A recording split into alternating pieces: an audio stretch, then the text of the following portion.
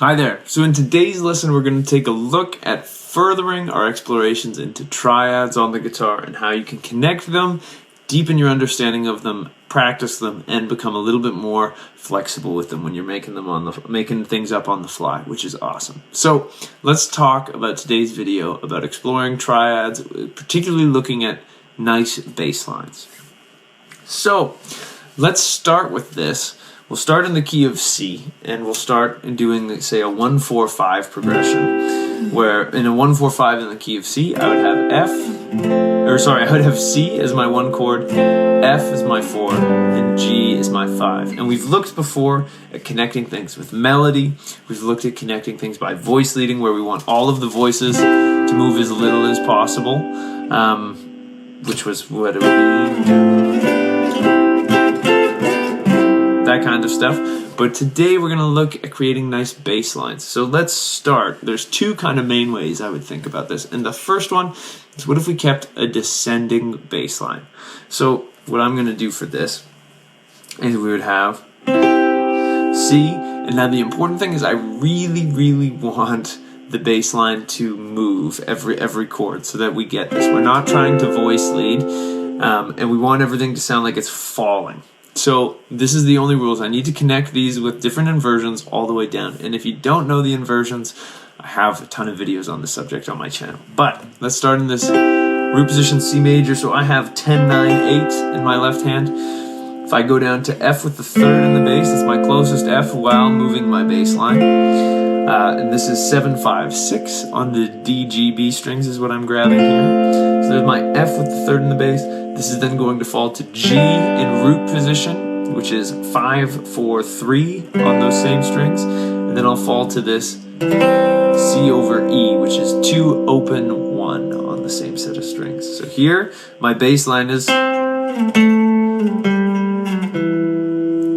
this chord progression sounds like this with all of those on top, all the notes on top, sorry. Beautiful. Now, here's where this can get really fun, is if you have something like this, where say we had 4 chords, right? C, F, G, C. See what happens if we did another root of it and we just keep chasing down. So say we start exactly where we did. Now I need to play... So this ended with C with the 3rd in the bass. If I want to keep my bass line descending, I need to get C in root position. So maybe I end up with this.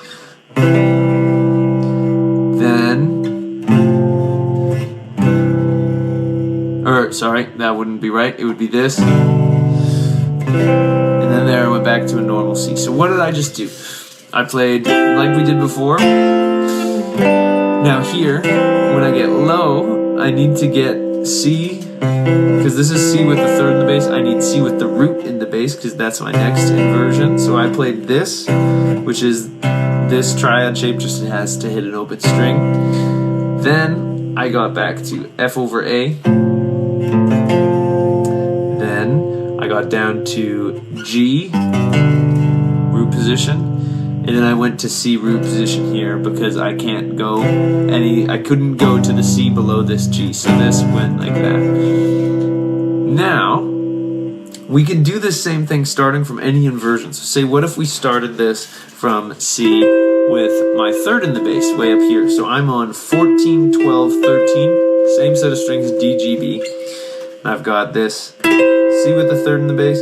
My closest F to this with a descending, but descending bass line would be this one, which is a 5th and bass chord. So 10, 10, 10. Then I would go to G with the 3rd in the bass. And then I'm going to end up down here if I'm keeping my bass line descending. So I end up with this C over G, C with the 5th and bass. So that became, from the 3rd and bass, it goes...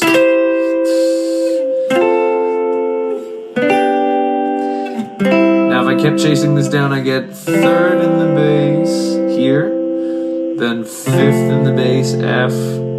So where did I do? I went 2-0-1. Now I'm 3-3-2 on the A, D, and G strings.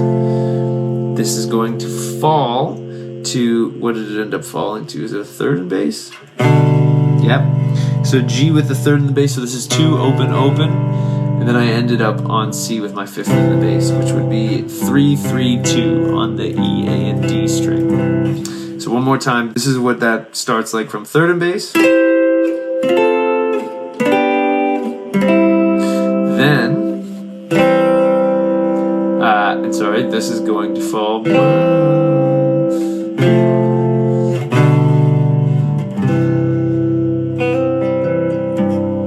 Now, let's take the same idea, and what if we did it ascending? So let's say we start on this C with the third in the bass, and I'm going C, F, G. So this could become this. Cat Ruby might be jumping into the video. Alright, so I've been joined by my wonderful cat Ruby. She'll be seeing us through these ascending triads. But so, if we were going and we were playing this ascending, let's start C with our third in the bass here. So I've got 2, 0, 1 on that string set of D, G, B. Then, if we were to go up, our F would just be root position. Our G would be root position. And then now here, actually, to get to C, we would need to jump to the root position shape to keep it climbing. So, we end up with this. Oh, okay, Ruby's gonna go down for now. So,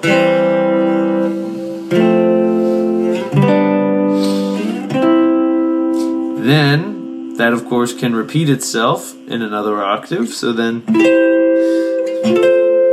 because when we do that from the third in the bass, the catch is root position G. To keep this climbing up to that root position C, we have to jump up the whole 5th, because there's no inversion of a C triad. I could do this one, but my bass line doesn't move, and that's what we're thinking about here. So we get this.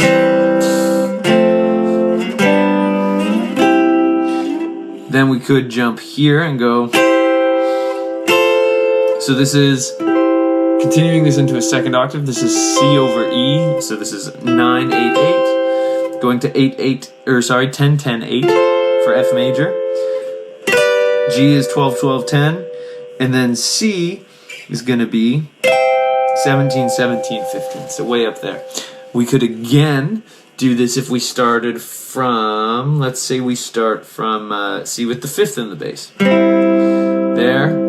F would then be 3rd in the bass. G is going to be 3rd in the bass. C is going to be root position. Then it's going to climb to 5th in the bass. So then we end up with, then we would end up with this.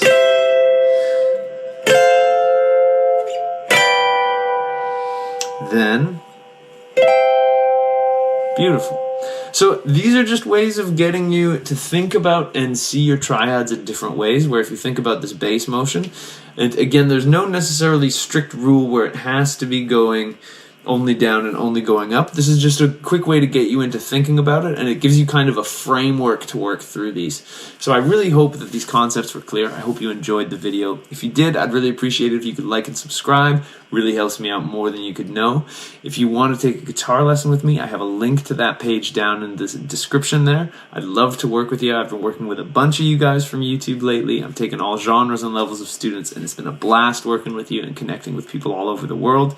And last but not least, I've got new videos coming out every Monday and every Thursday. I'd love to see you in the next one. And until I do, I'll wish you a wonderful day, and I hope you have some fun playing the guitar. Thanks.